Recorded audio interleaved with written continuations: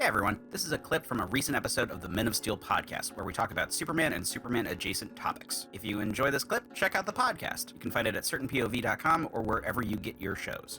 Like we mentioned that the woman who like set up Weiser at, I keep wanting to call him Ward because it's like Weisinger.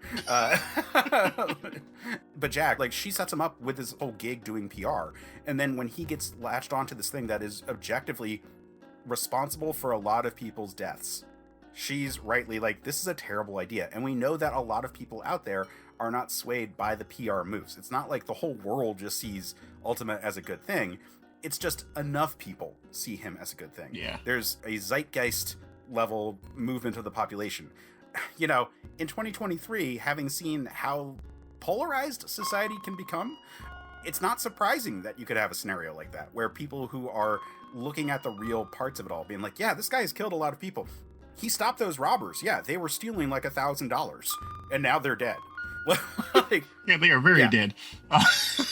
There are people who see the problems, and then there are people who are swayed by Weiser, where he's actually pulling it off. Like, he's doing a good job. He's making a ton of money, and he wouldn't be if he was not successfully manipulating how the public is seeing Ultima. Mm-hmm. So it is interesting to like have that like split viewpoint in there, because I think it's very prescient.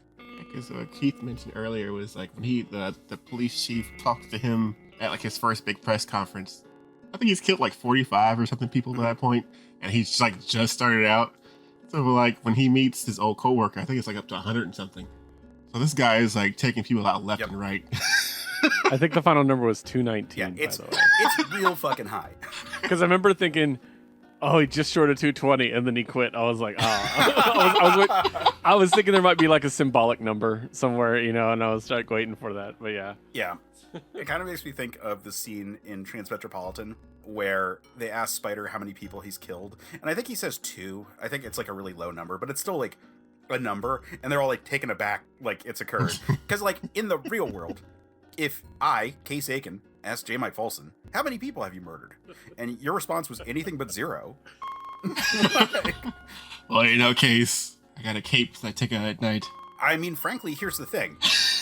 0 to 5, I'm aghast. More than 5, I don't believe you. So as a kid, 200. Whoa. Yeah. So as a kid, like it's the Stalin thing of like a big enough number is just a statistic. And so when you're reading that, you're like, well, that's a lot of dead bodies. But as an adult reading it, I'm like, oh my god, what the fuck? Like that's so much.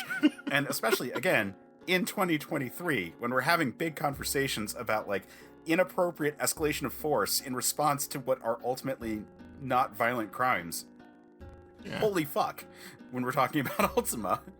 Remember, if you like the clip, after you're done liking and subscribing, check out certainpov.com where you can find more episodes of the show as well as a ton of other great shows.